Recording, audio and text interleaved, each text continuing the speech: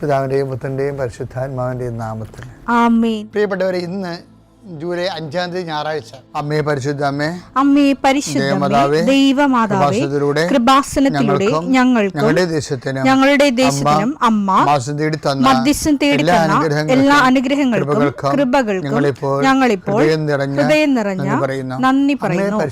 അമ്മേ പരിശുദ്ധമേ, ദൈവമാതാവേ, 2004 ഡിസംബർ 7 ഉച്ചകഴിഞ്ഞ് 2:30 കൃപാസനത്തിൽ സംഭവിച്ച അമ്മയുടെ പ്രത്യക്ഷപ്പെടലിനെ കുറിച്ച് തിരുസഭയ്ക്ക് സമർപ്പിച്ചിരിക്കുന്ന പഠനരേഖകളുടെ മേൽ സഭാത്മകമായ പഠനം ആരംഭിക്കുവാൻ ഞങ്ങൾ പ്രാർത്ഥിക്കുന്നു. അമ്മേ പരിശുദ്ധമേ, ഭൂസ്വർലോകങ്ങളുടെ രാജ്ഞിയായ അങ്ങേയ്ക്ക് ഭൗമസംരക്ഷണത്തിനായി പ്രപഞ്ചപ്രകൃതിയെ തന്നെ തിരുസഭ പ്രതിഷ്ഠിക്കുവാൻ ഈ പ്രത്യക്ഷീകരണം വഴി ഇടയാക്കണമേ. പരിശുദ്ധമേ, ജപമാല മാതാവേ, സകല കൃപാസനം പ്രാർത്ഥനയോടും ചേർത്ത് ഞങ്ങളിപ്പോൾ പ്രാർത്ഥിക്കുന്ന ഈ കുടുംബത്തിന്റെ പ്രത്യേക നിയോഗം പറമക്കളെ.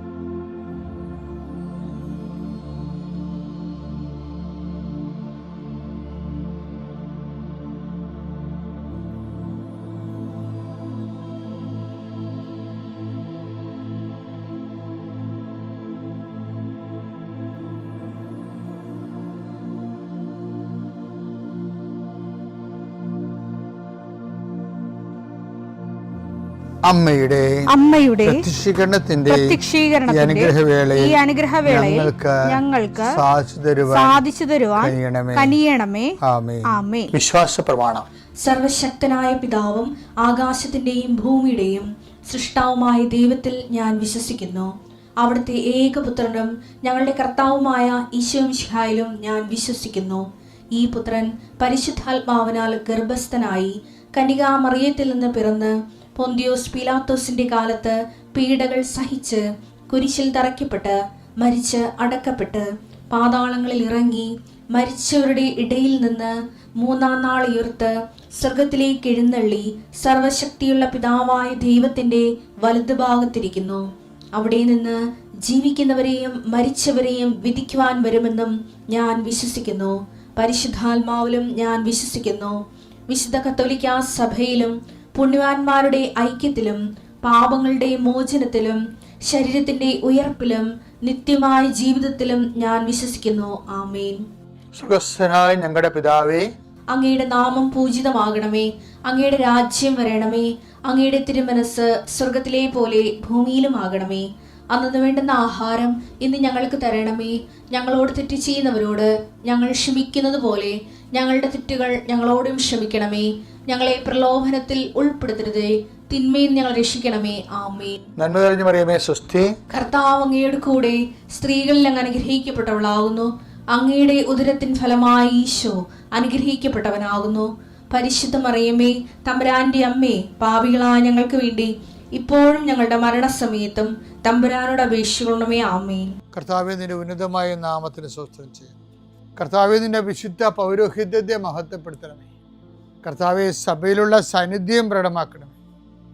40 വർഷം ഞാൻ അർപ്പിച്ച കൃപാന്റെ യുഗതിയാൽ കൃപാസ്ഥാനത്താറെ ജീവനോടെ പ്രത്യക്ഷപ്പെട്ട മാതാവിന്റെ മാധ്യസ്ഥ ഇന്ന് അങ്ങയുടെ മക്കളെ പ്രാർത്ഥന കൂടുന്ന എല്ലാ മക്കൾക്ക് വേണ്ടി പ്രാർത്ഥിക്കുകയാണ്. കർത്താവെ, മനസ്സ് വേദനിക്കുന്ന എല്ലാ വിഷയങ്ങളും, അവരുടെ മനസ്സ് വേദനിപ്പിക്കുന്ന എല്ലാ വ്യക്തികളും ഇപ്പോഴും ഈശോയുടെ നാമം നിർവീര്യമാകട്ടെ. കർത്താവെ, മനസ്സ് വിഷമിപ്പിക്കുന്ന സാഹചര്യങ്ങൾ, ചെയ്തെടുക്കേണ്ട ഉത്തരവാദിത്തങ്ങൾ, മറ്റുള്ളവർ നമ്മളെ പഴി പറയാൻ സാധ്യതയുള്ള എല്ലാ വിഷയത്തിൻ്റെ മേലും കർത്താവിൻ്റെ കരുണ ചൊരിയുകയും നിങ്ങളെ കർത്താവ് ഇന്ന് നിലനിർത്തി തരികയും ചെയ്യട്ടെ. നിങ്ങൾ പോകുന്ന വഴികൾ, കണ്ടുമുട്ടുന്ന വ്യക്തികൾ, ചെയ്യുന്ന കാര്യങ്ങൾ യാത്ര ചെയ്യുന്ന വാഹനങ്ങൾ, ഒപ്പിടുന്ന പേപ്പറുകൾ, കൈമാറുന്ന രേഖകൾ, കഴിക്കുന്ന മരുന്ന് എല്ലാം മാതാവിൻ്റെ മധ്യസ്ഥത്തിൽ യേശുനാമത്തിൽ അനുഗ്രഹിക്കപ്പെടുകയും നീ ദൈവത്തെ അനുഭവിക്കാൻ ഇന്ന് നിന്നെ സഹായിക്കുകയും ചെയ്യട്ടെ. നിത്യം പിതാവും പുത്രനും പരിശുദ്ധാത്മാശ്രേഷ്ഠ നീക്കുവാണ്. എൻ്റെ പ്രിയപ്പെട്ടവരെ, നമ്മൾ ഈ ദിവസങ്ങളിൽ ജീവിതത്തിൻ്റെ പ്രതിസന്ധി ഘട്ടങ്ങളിൽ എന്ത് ചെയ്യണം എന്നതിനെക്കുറിച്ചും കുറേ വചനങ്ങൾ കഴിഞ്ഞ ആഴ്ച കേട്ടായിരുന്നു. അപ്പോൾ എന്ത് ചെയ്യണമെന്ന് അവന് നേരത്തെ മുൻകൂട്ടി അറിയാമെന്ന് നമ്മൾ ഒരു വചനം വായിക്കുകയും ചെയ്തായിരുന്നു അല്ലേ? എന്ത് ചെയ്യണമെന്ന് യേശുവിന് മുൻകൂട്ടി അറിയാമായിരുന്നു.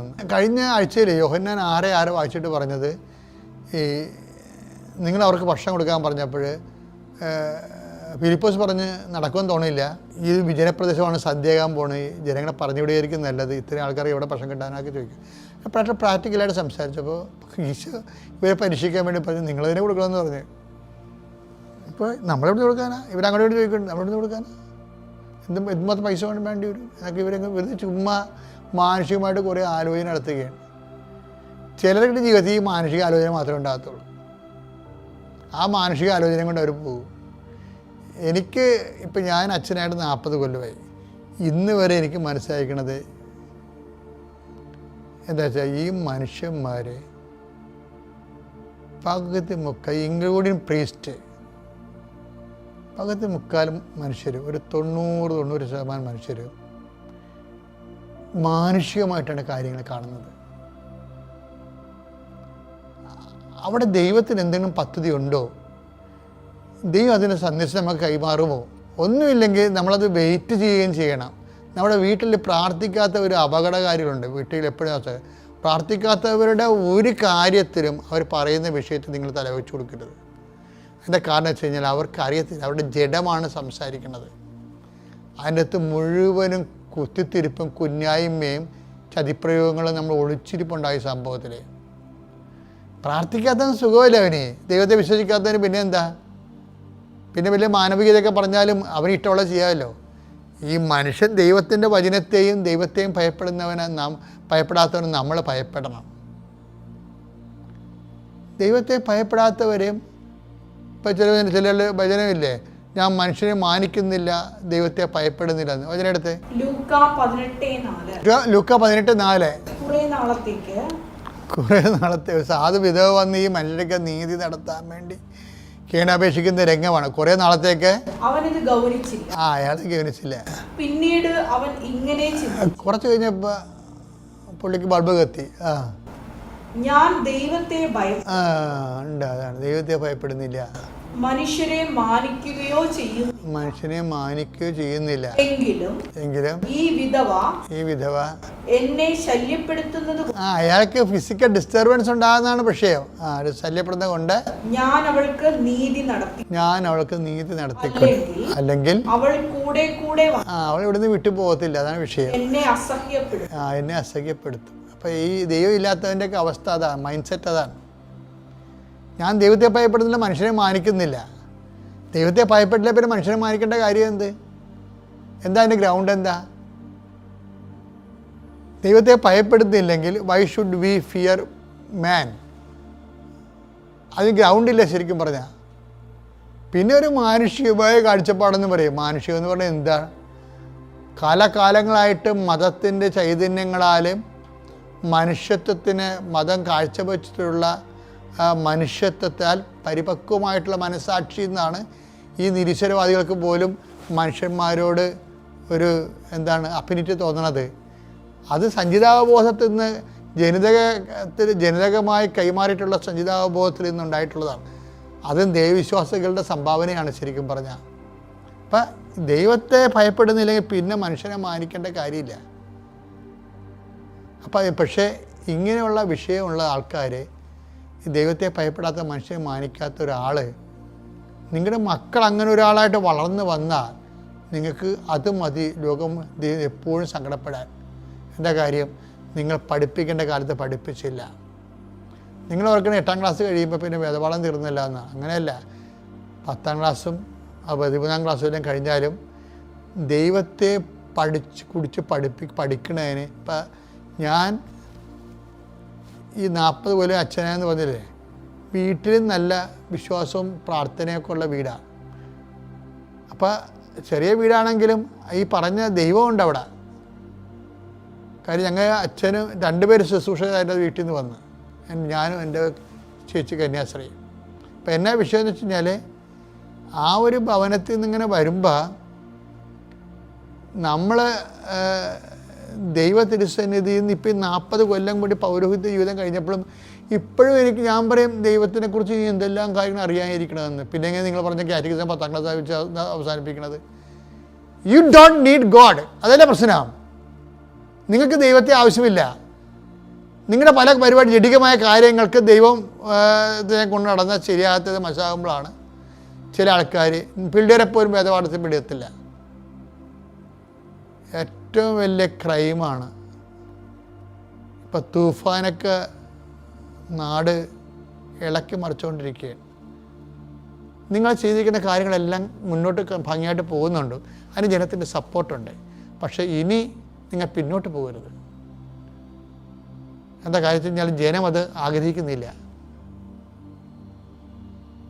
ഞാൻ എന്താ പറഞ്ഞു വരുന്നതിൻ്റെ അർത്ഥം എന്ന് വെച്ച് കഴിഞ്ഞാൽ, ഇതുപോലെ നമ്മൾ ഇത് അണ്ടേക്കൊണ്ട് വളം വെക്കണ പരിപാടിയാണ്. മാതാപിതാക്കന്മാർ കുഞ്ഞുങ്ങളെ ചൊട്ടക്ക് തന്നെ വളം വെക്കണം. അവരുടെ മാതാപിതാക്കന്മാരുടെ കയ്യിലാണ് കുഞ്ഞുങ്ങളിരിക്കുന്നത്. നിങ്ങളല്ലേ ആരെയും കെട്ടി വളർത്തുന്നത്. 3 ദിവസം 3 വയസ്സാകുമ്പോഴല്ലേ പള്ളി കൊണ്ടുവരണത്. ഉച്ചക്ക് വരപ്പിക്കണത് 4 വയസ്സിലല്ലേ. അതുവരെയും നിങ്ങളുടെ കൂടെയാണ് കുഞ്ഞുങ്ങളുള്ളത്. അതിന് ശേഷവും നിങ്ങളുടെ കൂടെ തന്നെ കുഞ്ഞുങ്ങളുള്ളത്. നിങ്ങൾ പറഞ്ഞാൽ കേൾക്കുന്ന പ്രായത്തിൽ കർത്താവിൻ്റെ ചൈതന്യം അവർക്ക് കൊടുക്കുക. അത് നമുക്ക് ബാധ്യസ്ഥരാണ്. വിവാഹത്തിലുണ്ടാകുന്ന കുഞ്ഞുങ്ങളെ പുണ്യപൂർണ്ണമായി വളർത്താമെന്നും മാതാപിതാക്കന്മാർ തമ്മിൽ മരണം വരെ വേർപിരിയാതിരിക്കാമെന്നും നിങ്ങൾ പ്രതിജ്ഞ ചെയ്തുകൊണ്ടാണ് സഭ നിങ്ങളെ കൂതാശയിച്ച് വിവാഹിതരാക്കിയെന്ന് ഓർക്കണം. ആ ഉത്തരവാദിത്തം എടുത്തില്ലെങ്കിൽ ആ വിവാഹത്തിൻ്റെ കൃപ പോകും.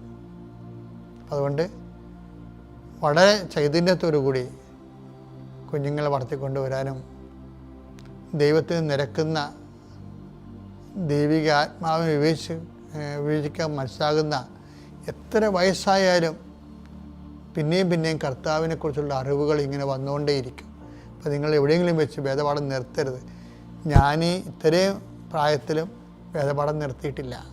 എപ്പോഴും കർത്താവിനോട് ചോദിച്ചും ആലോചിച്ചും വചനം വായിച്ചും പഠിച്ചുകൊണ്ടിരിക്കുകയാണ്. പഠിച്ചാലും എത്ര ജന്മം കിട്ടിയാലും തീരത്തില്ല. അത്രയും വലിയ സബ്ജക്റ്റാണ് വേദപാഠം. പിതാവിൻ്റെയും പുത്രൻ്റെയും പരിശുദ്ധാത്മാവിൻ്റെയും നാമത്തിൽ.